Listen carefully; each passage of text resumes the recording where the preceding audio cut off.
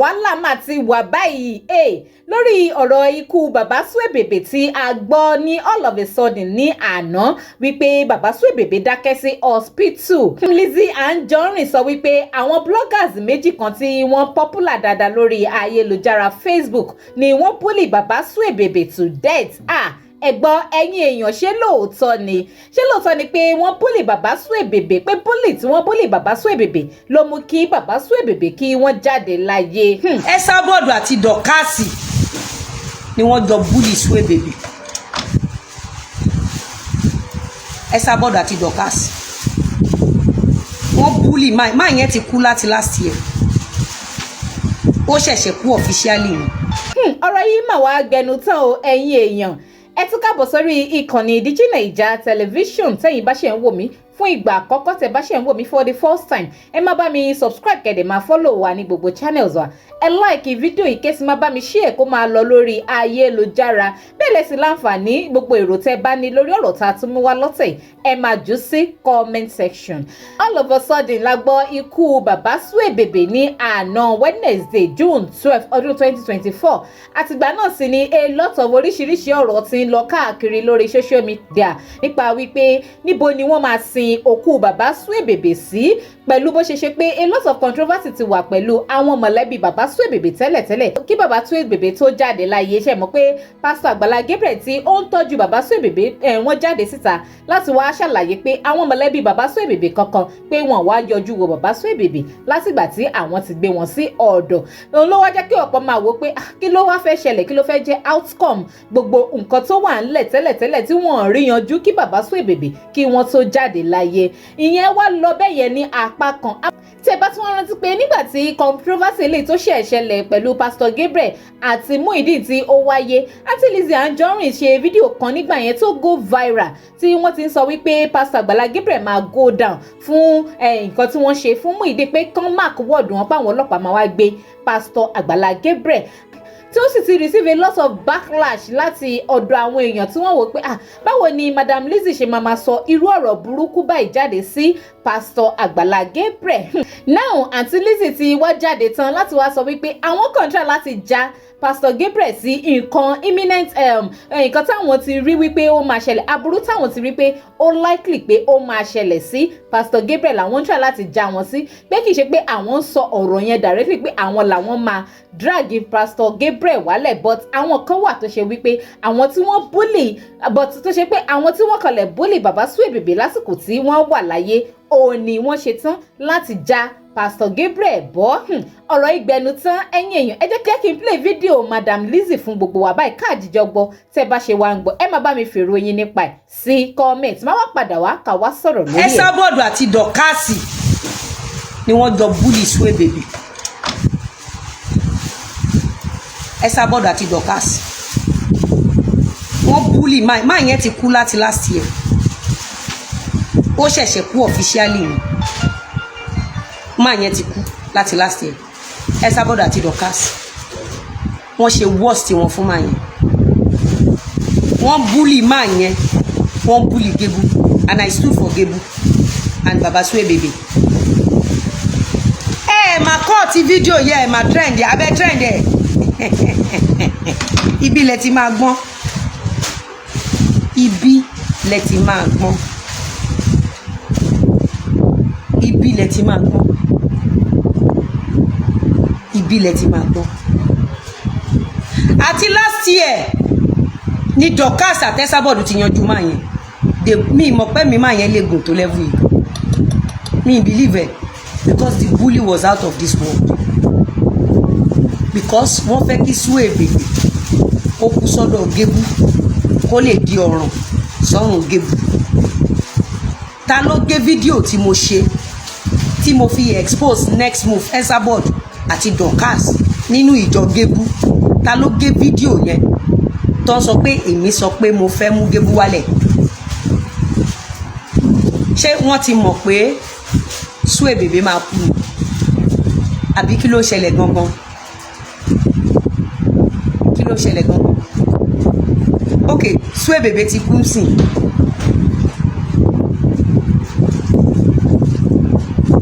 Ṣé ó dó wọn ni? Hasan sọ pé ṣé ó dó wọn ni wọ́n fẹ́ kó bá Gébú ń gbà yẹn ni wọ́n fẹ́ bully man yẹn to death ni then fún Esabod láti change ní few days ago mo suspect Dorcas àti Esabod lórí kéèsì bàbá Suebebe.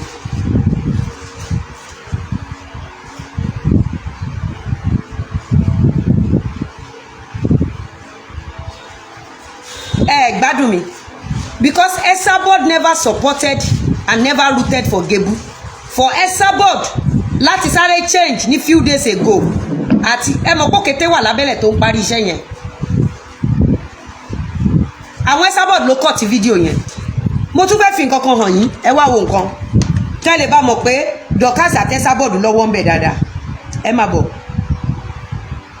ẹ wo kíní ẹ wo bọ̀bọ̀ yìí ta ló ti rí story bọ̀bọ̀ ẹ wo kẹ́ lè bá mọ̀ pé Esabod àti Dorcas wọ́n lọ́wọ́ nínú kéèsì yẹn dáadáa. Mo ń bọ̀ look at this mo ń bọ̀ mo sọ fún pé gist lover Esabod Dorcas they are looking for bigger story to cover issue of Angel and Iyabeji. You guys thought I was joking. Now ẹ máa gbọ́ nǹkan tó sọ ó ní ẹ máa gbọ́ o amẹ̀bọ leléyìí o ó ní a supposed classmate of Lizzy Anjorin tell the public her past during ND days though wọ́n ṣépè fún bẹ́ẹ̀ wọ́n bú ń bẹ́ẹ̀ o ó ní she destroy Ilaro Poly banking and finance department with her cheap toto ebi toto mi ṣebí toto mi ni adẹ̀dúpẹ́ pé Lizzy Anjorin of today kò sẹ́ni tó mọ̀ with sex scandal. Bàbá Suebebe wọ́n ló ti kú ọlọ́run bá láàánú kó bá mi dẹlẹ̀ fún ẹ iwájú tó dojúkọ kó má bàjẹ́ yìí tó fi sílẹ̀ kó má bàjẹ́. Kí ló pa bàbá Suebebe? Ta ló pa bàbá Suebebe? You were there when Dorcas and Esabod was attacking bàbá Suebebe. You were all there. Esabod àti Dorcas ti pa bàbá Suebebe kí bàbá Suebebe tó kú. I have told you when they bully people lórí nǹkan tí ò ṣe mo sọ fún yín Esabod àti Dorcas ti pa bàbá when nígbà tí Esabod wọ́n attack bàbá Suebebe. Don't forget that it was Gébú that picked bàbá Suebebe. Who remembered? Nígbà tí Esabod bully bàbá Suebebe ṣé Esabod fẹ́ kí bàbá Suebebe yé ó fẹ́ kó kú kó dọ̀ràn sí Gébú lọ́rùn ni. Think about it. This is what I was telling you yesterday. This is what I was telling you yesterday.